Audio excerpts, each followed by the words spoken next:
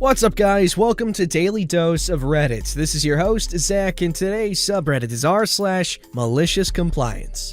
This story's called, If You Want to Be at Work an Extra 3 Hours. Back in my retail days, I was working at a certain large blue and yellow electronics store selling phones. My department had an unofficial rule: don't start any new cell phone transactions a half hour before closing. This was for two reasons. The support we had for the phone carriers was East Coast time and generally closed an hour before the store closed. 2. I don't know if anybody here has bought a cell phone on a contract, but that can take forever if something goes wrong. My general manager openly hated this rule. He got his bonus off of customer surveys, and anytime a customer left even mildly dissatisfied, he'd have a very mild heart attack. So obviously, last-minute customers being told, "Sorry, we can't do that," are generally pretty grumpy. After a year of working there, I ended up as the most senior person in the department, and certainly the one with the most knowledge about its inner functions. I was also, almost always, the closer. On to the malicious compliance. My general manager was badgering me every night for months about helping customers after our usual half-hour cutoff. Normally, I'd just deny him and explain that if he wanted them to be taken care of right then, he could do it himself. He'd back off, he has no idea how to sell a phone, and when he's tried, he's screwed up. This particular night, I saw a large family walking in, beelining toward my department at 8:45. We close at 9. I was in a capricious mood, and decided this would be the night that my general manager would stop bugging me. The family rolls up, I give them the spiel. "Sorry, we can't do any activations after 8:30, blah blah blah." They look sad and start to head back out, and right on cue, my general manager walks up to them, chats for a bit, then starts heading to me for my nightly, "Oh, come on, can't you help them? I know it's late." You know what, general manager? I'll take care of them. You're closing up the doors, right? It might run a little late. "Yep, I'm closing the store tonight." Perfect. I chatted with this particular family the other day. They didn't speak English that well. They were porting in from like 3 different prepaid carriers, and the company they were trying to open an account for is known for being the worst. So I start the transaction. By 9:30 p.m., there's major problems. 2 of the ports aren't going through because I was given the wrong info for the port. Everything's going to crap. I look at my manager, I smile, he smiles back. He doesn't know how bad everything's going. Around 10 p.m., he's checking his watch. He's getting antsy. It's just me, him, and the customers in the store. At 10:30, he asks me how much longer I'm gonna be. I answer, "Oh no," and explain everything that's going wrong. He asks if I can call that company's account support.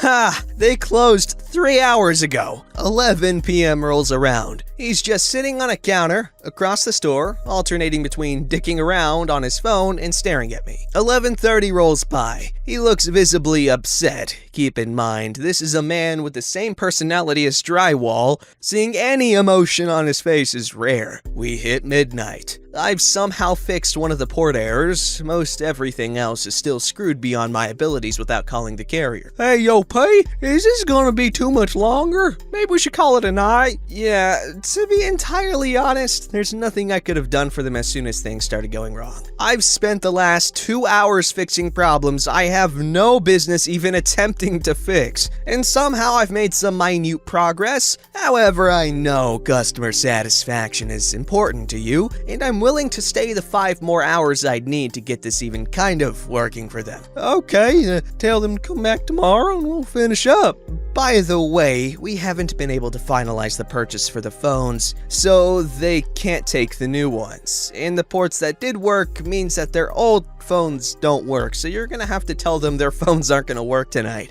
Oh. Sure wish there was some way we could have avoided starting a process like this with no possibility for support from the carrier. They could have made quick work of this. I forgot to throw in the ending. It's pretty generic, so apologies in advance. The general manager never questioned me about the half-hour rule from that point on, and made a point of coming to me whenever cell cell phone carrier questions were brought up, which was honestly a long time coming because I trained my department manager, assistant manager, and 9 associates how to do the cell phone stuff before I left. Shortly after that, he'd also stopped trying to help in our section by taking customers there and trying to do our jobs when we weren't looking. I swear I had to kick him out of our section for months before he finally realized he was out of his depth with the cellular crap. Holy crap, I'm sweaty. This has nothing to do with the weather this time. It's actually kind of cold. It's actually just really hot in my closet right now.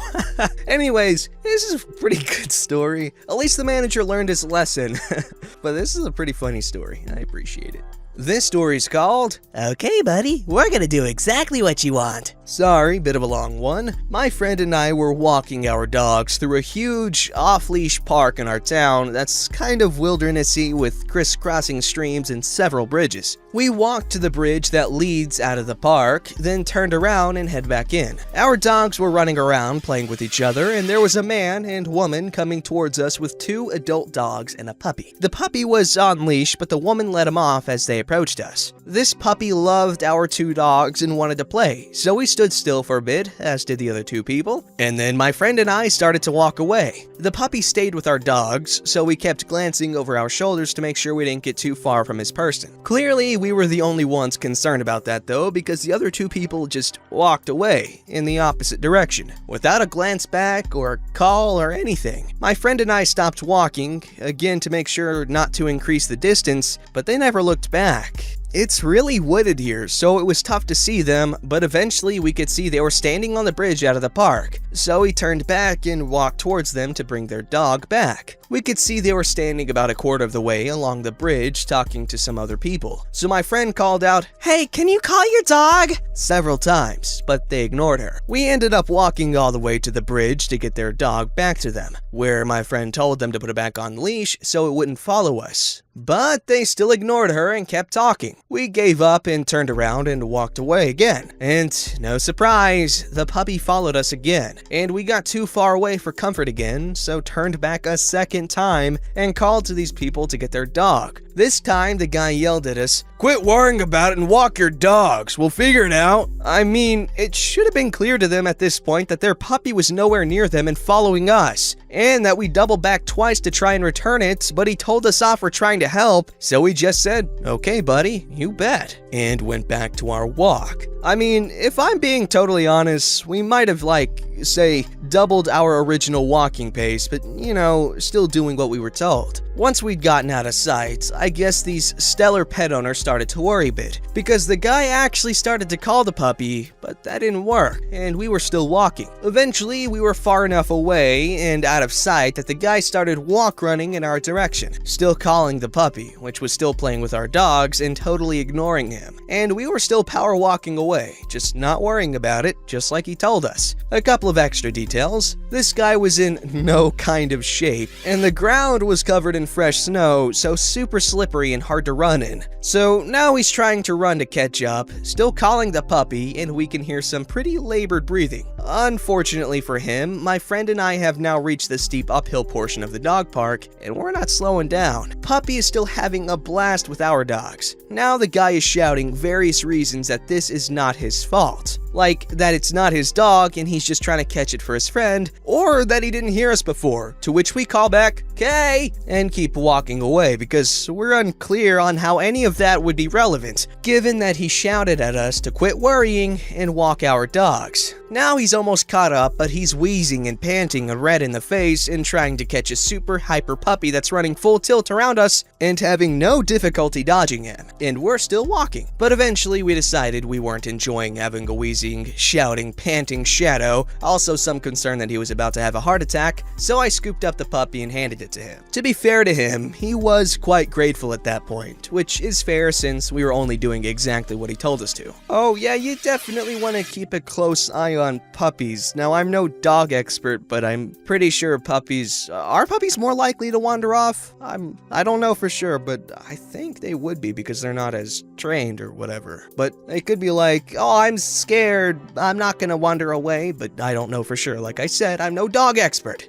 Alrighty, my glorious audience, this story is called Woman Calls 911 on a Movie. I'm kinda hyper. In 2013, back when I was working at a movie theater in my town, in like a rich, uppy area, right after Wolf of Wall Street came out, amazing movie, it caused problems. Now, working at a movie theater, you can usually just tell after a while what people know what they want and people who think they know what they want but have no idea what they're getting into. After a lot of refunds for Wolf of Wall Street because of a scene, Leo did an illegal white powder off of an illegal woman's butt, we were told to warn people exactly what they were getting into, because we were getting a crap load of refunds every showing and we were too busy to not keep them waiting a while, so it was my job. So cue our little old lady, we will call Agnes. Agnes was a little old lady who was a short but large woman with a very short pixie cut. She wore activewear leggings, an over-large shirt, and a fanny pack. Okay. She waddled over to my ticket booth, fishing money out of her fanny pack. "One ticket to Wolf of Wall Street," Agnes stated before yelling loudly. "Senior?"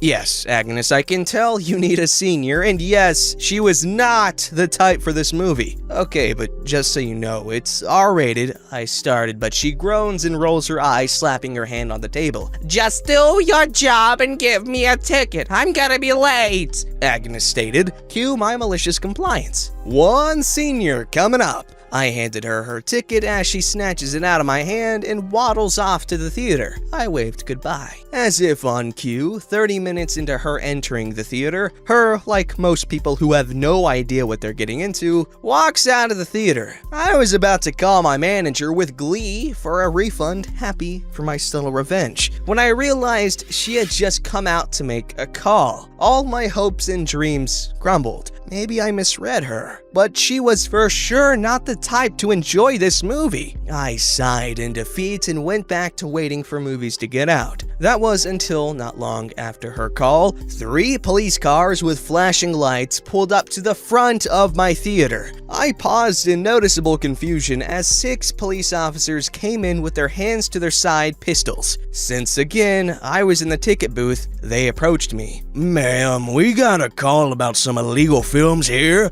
the police officer, we will call Robert, stated.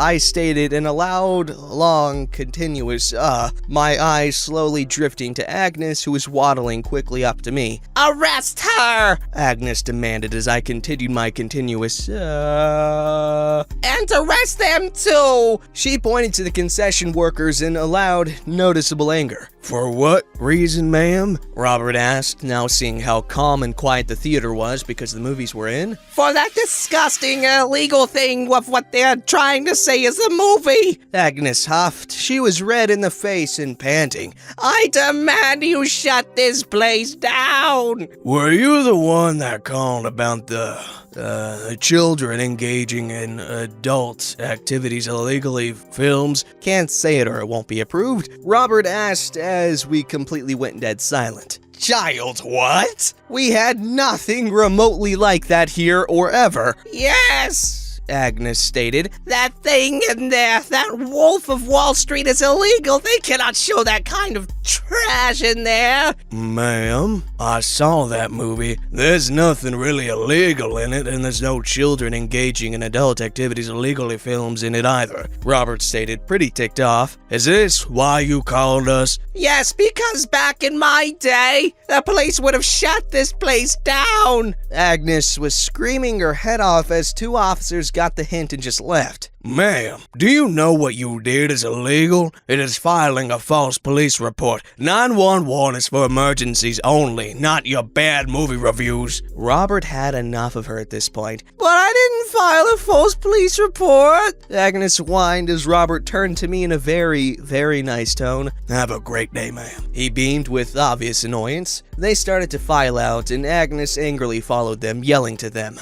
Right when Robert was about to exit the door, Agnes grabbed grabbed the push bar for the door and yanked it back to keep the door closed to not let him leave, hitting Robert with the door. Yes, if you're wondering, that does count as assaulting an officer. Last I saw, Agnes was escorted to the police cruiser with shiny new arm bracelets. Though I'm not sure what happened to her, but I never saw Agnes again. I did see Robert though. He got a free movie on me, but it was busy and I couldn't talk to him to see what happened with our dear old friend. But I can tell it was just amazing things. First off, Wolf of Wall Street, that's such a good movie. Incredibly vulgar in many ways, but Margot Robbie.